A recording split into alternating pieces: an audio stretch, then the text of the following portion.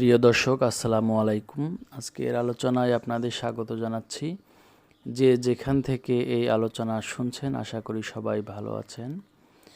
আজকে সম্পূর্ণ নতুন রূপে আমাদের মার্কেট শুরু হতে যাচ্ছে।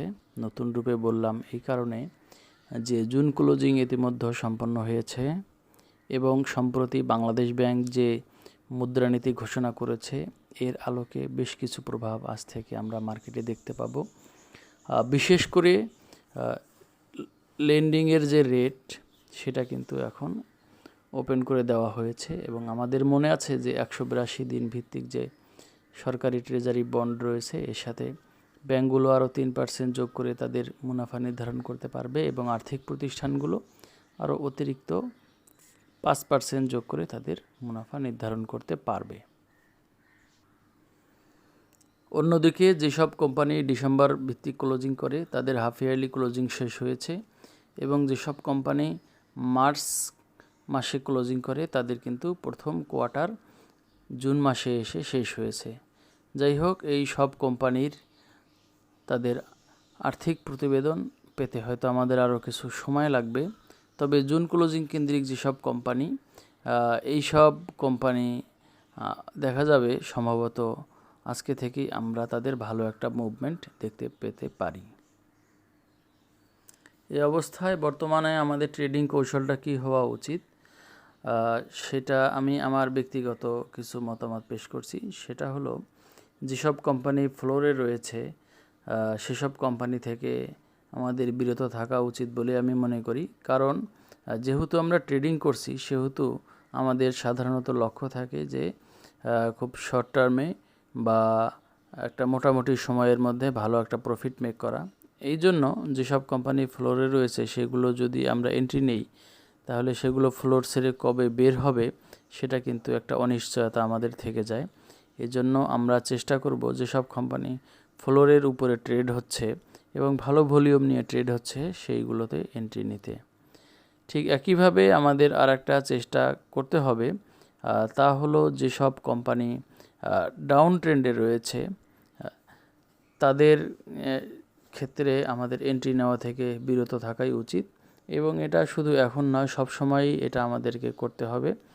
কারণ কোনো একটা কোম্পানি যখন ডাউন ট্রেন্ডে থাকে তখন আপনি যদি এন্ট্রি নেন সেখানে তাহলে কিন্তু দেখা যাবে যে শেয়ারটা প্রতিদিন দাম কমে যাবে এবং আপনি হয়তো প্রতিদিন আরও বেশি সংখ্যক শেয়ার কিনে অ্যাভারেজ করার চেষ্টা করবেন।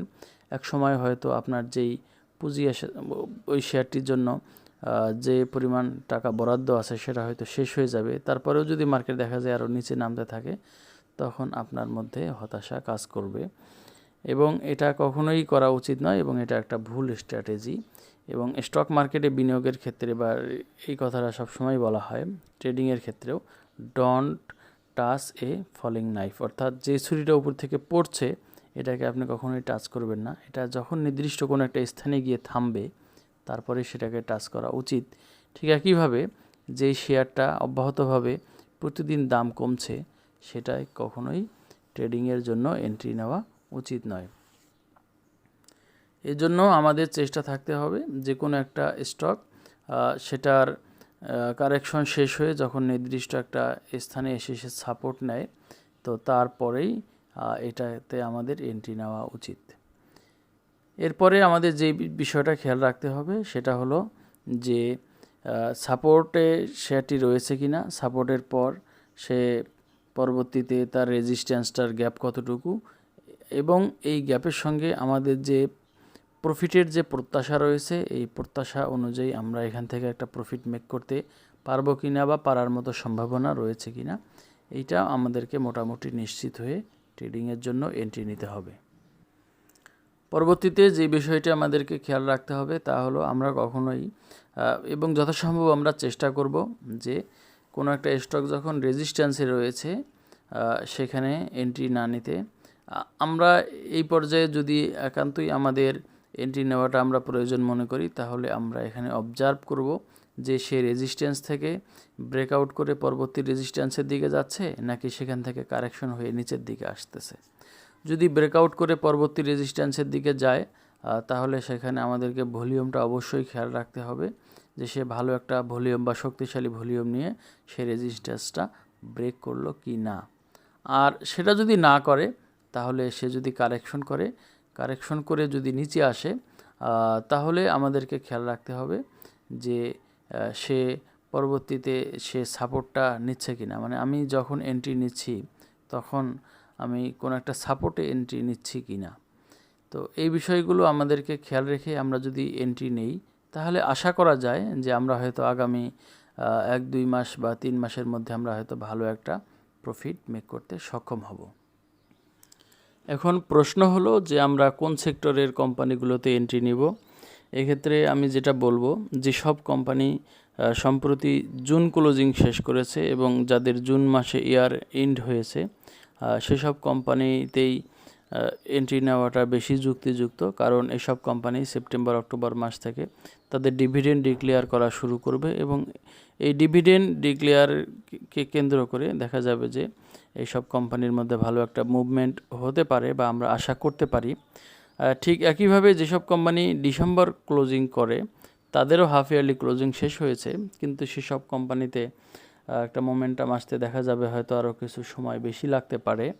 আর যেসব কোম্পানি মার্চে তাদের ইয়ার এন্ড করে তাদের হয়তো সবেমাত্র প্রথম কোয়ার্টার শেষ হয়েছে। তো এইসব কোম্পানিতে ভালো একটা মুভমেন্ট আসতে এসব স্টকে আরও বেশি সময় অপেক্ষাকৃত বেশি লাগতে পারে। তো এই জন্য যারা মোটামুটি অল্প সময়ের মধ্যে হয়তো ভালো একটা প্রফিট প্রত্যাশা করেন তারা এইসব সেক্টরে, বিশেষ করে textile, pharmaceutical and chemical, engineering, এইসব সেক্টরের স্টকগুলো তারা দেখতে পারেন। এর পাশাপাশি আরও কিছু সেক্টর রয়েছে, যেমন paper and printing, service, real estate, এইসব কোম্পানিতেও কিন্তু জুন ক্লোজিং কেন্দ্রিক, এসব সেক্টরেও জুন ক্লোজিং কেন্দ্রিক কিছু কোম্পানি রয়েছে। যাই হোক, কোম্পানি বাছাইয়ের ক্ষেত্রে বা যে স্টক আমরা সিলেক্ট করব সেসবের ক্ষেত্রে আমরা মোটামুটি যদি ইপিএসগুলো দেখে নেই, তারপর শেয়ার হোল্ডিং পজিশন, যে সেই স্টকটা পাবলিকের হাতে কত পার্সেন্ট রয়েছে এবং তাদের প্রমোটারদের বা স্পন্সরদের হাতে কত পার্সেন্ট রয়েছে, এই সব বিষয় আমরা খেয়াল রাখতে পারি বা খেয়াল রেখে স্টকে এন্ট্রি নিতে পারি। সবশেষে যে কথাটি আমি বলতে চাই সেটা হলো ট্রেডিং করে মানি মেক করা। এর পেছনে কয়েকটা বিষয় আমাদেরকে থাকতে হয় আমাদের মধ্যে। সেটা হলো প্রথমত টেকনিক্যাল অ্যানালাইসিসের যে নলেজ, এটা খুব ভালোভাবে থাকতে হবে। তারপর মার্কেটটাকে প্রতিনিয়ত অবজার্ভ করতে হবে। আপনি যদি ট্রেডিং করে মানি মেক করতে চান আপনি অবশ্যই মার্কেটটাকে প্রতিদিন ফলো করবেন এবং যে স্টকটা পার্টিকুলারলি বা যে আপনার যে ওয়াচ লিস্ট রয়েছে এই ওয়াচ লিস্টের স্টকগুলো তাদের মুভমেন্টটা কীরকম অবস্থা হচ্ছে এটা অবশ্যই আপনাকে খেয়াল রাখতে হবে। এবং আরেকটা জিনিস অবশ্যই করতে হবে, সেটা হলো যে আগের যেই ট্রেডটা আপনি নিয়েছিলেন সেটা যদি আপনার কোনো লোকসানি ট্রেড হয়ে থাকে সেখানে যে ভুলটা আপনি করেছেন এটার কখনোই পুনরাবৃত্তি করা যাবে না। একটা বিষয় আমাদেরকে অবশ্যই মনে রাখতে হবে, সেটা হলো স্টক মার্কেটে আমরা যে ভুল করি এই ভুলের বিনিময়ে কিন্তু অবশ্যই আমাদেরকে মাসুল গুনতে হয়, অর্থাৎ এর জন্য আমাদেরকে টাকা পে করতে হয়, টাকা লোকসান করতে হয়।